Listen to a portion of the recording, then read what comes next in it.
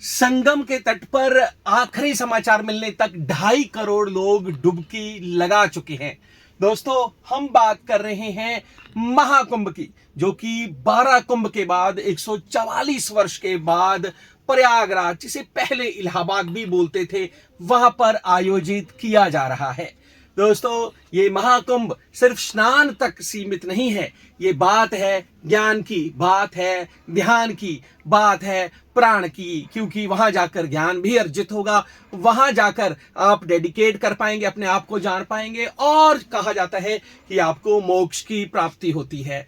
दोस्तों, अब सबसे पहले हम बात करेंगे कि ये जो कुंभ का मेला है, इसके पीछे का इतिहास क्या है, क्या कहते हैं वेद। दोस्तों, कहा जाता है कि जब समंदर का मंथन हो रहा था, तो असुर थे जो और देवता थे, दोनों ही समंदर का मंथन कर रहे थे। और फिर धन्वंतरी जी एक बड़ा सा मटका लेकर, संस्कृत का शब्द दोस्तों कुंभ, जिसको का मतलब है मटका, उसमें से जब वो प्रकट हुए और उनके हाथ पे एक मटका था जिसमें थी अमृत की बूंदें। अभी अमृत की बूंदें राक्षसों के पास ना चली जाएं, डेमन्स के पास ना चली जाएं, तो इंद्र देवता ने अपना लड़का जयंत जो है उसकी ड्यूटी लगा दी कि भाई आपको इसे प्रोटेक्ट करना है। और वो उस मटके को लेकर, कुंभ को लेकर भागे, और उनके साथ साथ ही सूर्य जो है और इसके साथ बृहस्पति और जो है चंद्रमा जो है उनको प्रोटेक्ट करने के लिए भागते रहे। ऐसा कहा जाता है 12 दिन तक वो भागते रहे। और दोस्तों, अब इस टाइम पीरियड में उनकी 4 बूंदें गिरी। एक गिरी उत्तराखंड के हरिद्वार में, उत्तर प्रदेश के प्रयागराज में,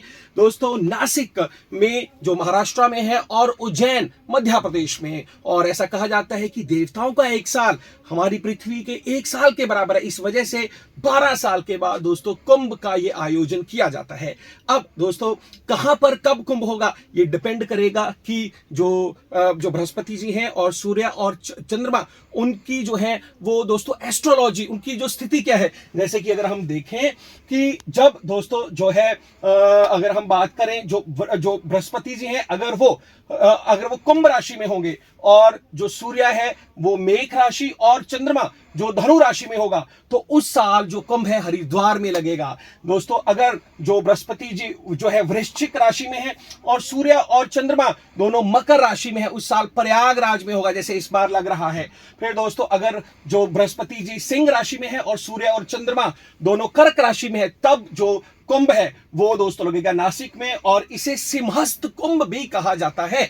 और दोस्तों, आखिर में अगर मैं बात करूं कि अगर जो दोस्तों जुपिटर है, अगर वो सिंह राशि में है, जो हम बृहस्पति जी की बात कर रहे थे, अगर वो है सिंह राशि में और सूर्य और चंद्रमा है मेष में, तो ये कुंभ जो है उज्जैन में लगेगा। तो दोस्तों, उज्जैन में जो है गोदावरी, उज्जैन जो है शिप्रा नदी के ऊपर है, नासिक गोदावरी के ऊपर है, हरिद्वार गंगा के ऊपर है, और जो उज्जैन जो है संगम, जहां त्रिवेणी है, गंगा यमुना और सरस्वती का संगम है। तो दोस्तों, ये महाकुंभ है। और महाकुंभ का अगर मैं बात करूं दोस्तों, इतना बड़ा आयोजन, जहां पर कहा जा रहा है 40 करोड़ से ज्यादा लोग जो हैं वो आ रहे हैं इस बार। और इसी वजह से उत्तर प्रदेश सरकार ने एक नया जिला ही घोषित कर दिया, इसको बोला गया महाकुंभ नगर। और इसके बारे में अगर आप कोई भी जानकारी दोस्तों लेना चाहते हैं, आप जाना चाहते हैं वहां पर, तो दोस्तों एक महाकुंभ नाम की ऐप भी सरकार द्वारा जो है वो दी गई है, जहां पर आप by air, by train, by bus कैसे जाएंगे, कहां पर रहेंगे।